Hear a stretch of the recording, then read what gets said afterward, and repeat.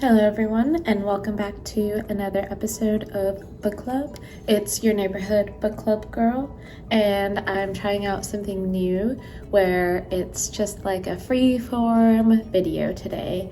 And I am filming this intro because I just realized that for the rest of the video where I filmed it like a couple days ago, my hair is kind of crazy. So I just want you to know that I can also look normal, and hopefully my next video I will be like a little bit more put together. Like I told you guys, I lost my job recently, so I've been spending a lot of time reading and like maybe a little bit less time doing my hair and being like functional, but hopefully you can forgive me for that, and I hope you enjoy the video. I also wanted to give like a little sneak peek into my next video. I'm hoping to do a deep dive into each of Sally Rooney's books, because after I read Intermezzo, which is sitting over there, I don't know if you can see that on my coffee table, I will have read all of them, and then I can do like a tier ranking. So hopefully that sounds exciting. Enjoy the rest of the video. Hi everyone, and welcome to another episode with your neighborhood book club girl, reporting to you live from sunny California. And today I am going to talk about all the books that I have been reading this past month. I haven't filmed in a while. A lot has happened. I was actually let go from my job because of a reduction in force and budget constraints, so thanks a lot, economy. But the good news is that means I have a lot of time to read. Okay, so let's get started. These are not going to be in chronological order because I did not organize my pile that way, but I'm going to start with this French book. It's called Nos Séparations par David Foenkinos. And I am actually reading it in French with my friend Marine from France. The book is a romance book about two people, Alice and Fritz, who meet and break up a couple times, multiple times throughout their life. And my hunch, as you can see, I haven't finished the book yet, but my hunch is that they will end up together. It is a light read, so I highly recommend if you are a medium level French speaker or a French reader, because there are definitely vocabulary words and grammatical structures in it that I do have to look up since I'm a little rusty, but for the most part it's very easy to follow. There's a lot of dialogue. It is a very logical progression and story, especially compared to some of the artsier French books that I've read. So I really like it so far. The main character is very funny, even though he's not the best person, but I think that's what makes a good main character and what makes someone deep and insightful when they also have flaws. That's what I like to read about. The next book is The Message by Ta-Nehisi, and I read this for a book club that I go to off and on in San Francisco.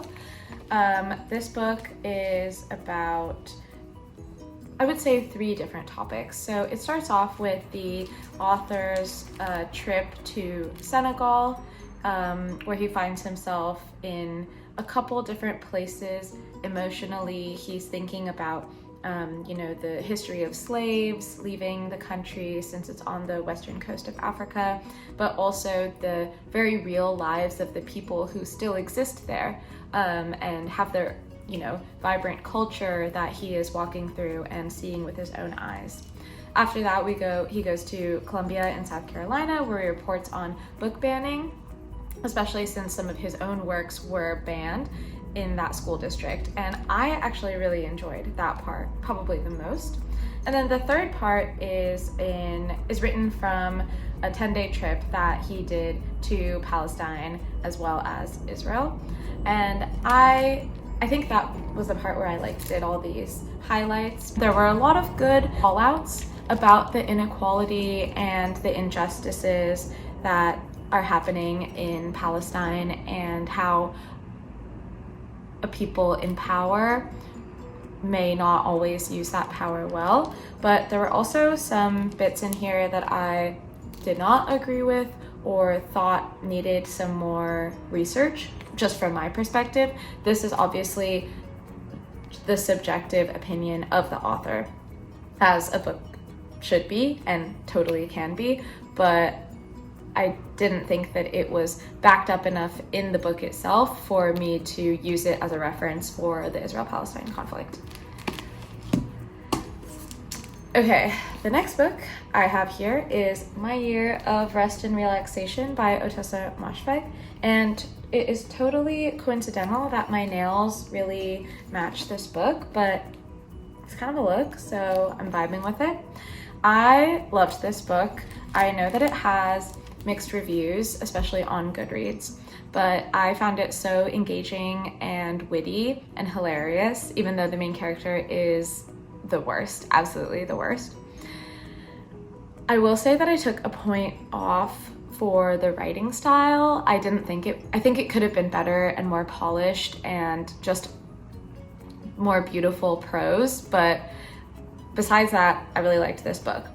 In My Year of Rest and Relaxation, we follow a nameless, anonymous main character who is a thin, blonde, wealthy, Ivy League educated WASP living in New York City, and she is extremely, extremely clinically depressed for no reason in the beginning of the book that we can really pinpoint. She decides to medicate with the help of a quack psychiatrist she finds in the Yellow Pages. She is on a cocktail of drugs throughout the novel, and when she starts taking this one really strong drug, it affects her in a weird way. And so she decides to experiment a little bit.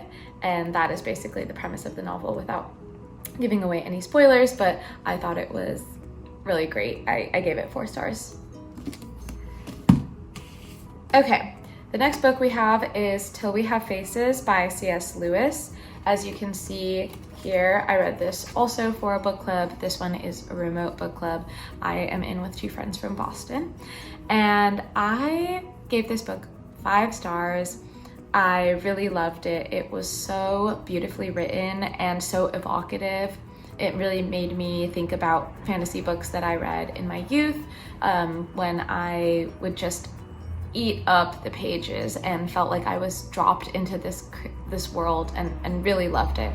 The premise of this story is a retelling of the myth of Psyche, who has 2 sisters, gets married off to Cupid, the son of Aphrodite, because Aphrodite is jealous of her good looks. And the deal, or the bargain with the gods, is that she can never look upon Cupid's face. Her sisters convince her to shine a light on him while they're sleeping, or while he's sleeping. She sees that he's really beautiful, but because she's broken the bargain, the gods exile her to a life of wandering and suffering. This book is told from the perspective of Orual, the ugly sister of Psyche, and it is really, really well done. There is a lot to chew on here. It made me feel like I was in English class again, but like in a really great way, and I think I will probably be rereading this book in the future. We're now moving on to Excellent Women by Barbara Pym. I also really enjoyed this book. I've been having a really good streak with my reading these past couple months, which I think I deserve after reading a lot of really mediocre books before that. Excellent Women follows a woman named Mildred Lathbury, who lives by herself. She is a spinster because she is unmarried at the ancient age of 30. And she has a lot of time on her hands because she has no husband or children. So she gets pretty involved in the life of her neighbors, the life of her parson, and the other churchgoers that she's friends with, and has these biting, incisive, witty, insightful comments about life, relationships between men and women, platonic and other, and how people view her as she walks around the world as an unmarried, unfettered woman. I really enjoyed this book. I hadn't heard of Barbara Pym before, but after researching her a little bit, I see that she is a quite beloved English author, and I would recommend, if anyone is looking to start with her works, to start with this book. It is pretty short and very, very accessible and engaging, so I highly recommend. Okay, next up is this bad boy, which is an H.P. Lovecraft anthology. I did not read all of the books. I only read The Call of Cthulhu. I really liked it. I was expecting to not like it based on the reviews that I saw on Goodreads, the knowledge that H.P. Lovecraft was a raging racist and anti-Semite, but it was only 43 pages. I actually thought it gave like a really good vibe of creepiness, even though there were obviously parts of it that don't age well, age terribly for that matter. But I think I am a very biased reader because I went to Brown University. Providence was the hometown of H.P. Lovecraft, and he talks about Brown and the various streets of Providence and air of Providence a lot in this book. So it just made me very, very nostalgic for my college days and a city that I really enjoyed living in and think is really cute. So I did like Call of Cthulhu, but I do recognize that it's not necessarily for everyone. So I can't give it my highest recommendation, but if you think you might be interested, I would go ahead and give it a try. Like I said, it's only 43 pages. Next up is True Biz by Sara Novic. I thought that I was not going to enjoy this book because a lot of people on YouTube and on Goodreads said that it was pretty surface level, but I did like it. I think what I liked the most about it was the educational aspects about the deaf community and deaf culture in the US. I will say the plot and the writing were not the best I've ever seen or read. I would say the fact that it was light, accessible, easy to flip through the pages was a big plus, but the only parts that were outstanding were the educational chapters or little tidbits about deaf people or whatever she sprinkled in through the characters' arcs. My main complaints about this book were that the romance felt very contrived and kind of cringe. I do recognize that it was a romance between high schoolers, so it could just be that I've moved past that age where you have an instant crush and are feeling like instantly like you want to go make out in a corner without actually getting to know someone that well. Another complaint that I had was the rushed ending and kind of out of nowhere ending at the final chapter or so. That really didn't tie up a lot of the loose ends that we got throughout the book. I think there were too many characters. For one, why were we introduced to Gabriella, Austin's ex-girlfriend, who looked like she was going to make a lot of trouble for Charlie, but then kind of disappeared back into the woodwork after that, dramatic entrance? And this kind of leads me to another point of critique that I had about this book. I found that a lot of the situations would be built up with tension to show that it was high stakes for Charlie, but then there was never any negative impacts and never any actually negative outcomes of those stakes. So we see Charlie being really nervous about having Thanksgiving with her grandma because she is going to a deaf school and she thinks that her grandma will be extremely disapproving.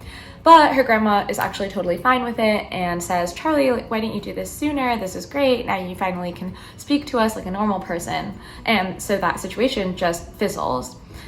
There's another situation like that where she goes to meet up with Flash, or Kyle, I think is the character, her fling that she had in high school, who's a little bit older and has gotten into like an emo goth punk scene, anarchist scene. And she thinks that he and his friends are going to reject her because she is fully now integrated into the deaf community and is really reliant on signing rather than her implant. And no, it's fine. He's totally understanding. He even knows how to finger spell. And it's just, another situation that kind of fizzles out into nothing. And I felt like this happened over and over again, at least in Charlie's storyline. I found the storyline with Austin and his hearing sister in their family to be the most noteworthy and interesting. I wish we had been able to spend more time on certain storylines rather than jumping around, to all the different kids at the high school. There's her roommate, who's Black, and her Black sign language isn't always recognized by the other kids. There's Austin's roommate Elliot, whose mother became a religious zealot and tried to have him cured of deafness. And we don't really get to analyze any of these characters or get deep insights about them because we are too busy flitting around from character to character. So I do recommend this book, but with some caveats. I picked it for my book club that I run here in the South Bay, actually, and I'm excited for what people have to say about it on Thursday. Okay, finally, I just started Intermezzo yesterday by Sally Rooney, the internet's queen of contemporary literature and fiction. It is a lot fatter than I want it to be. I read Normal People, Conversations with Friends, and Beautiful World, Where Are You? And I think those were all a lot slimmer. Something that stands out to me immediately upon starting this novel is the fact that the two main characters are men. I wonder if she is trying to diversify, because I felt that all three of her previous novels followed a formula where we have this female main character that's kind of a hot mess in her romantic life. There's some experimentation with her sexual exploits, and then some conflict with either affair or cheating or her best friend, things like that. And then, the finale where things kind of smooth out a bit. So this does seem to be a step away from the beaten path for Sally Rooney, but I don't know how it's gonna go. I'm only 10% in. I have a long ways to go. And I already off the bat don't love one of the main perspectives. So we will see if this is for me. I'm keeping an open mind, and I'm excited to see what happens. These are the books that I am reading this upcoming month. I will keep you guys posted on them if I can be bothered to film any more during my job search. Thank you all for watching. I hope you tune in next time, and have a wonderful day. Bye.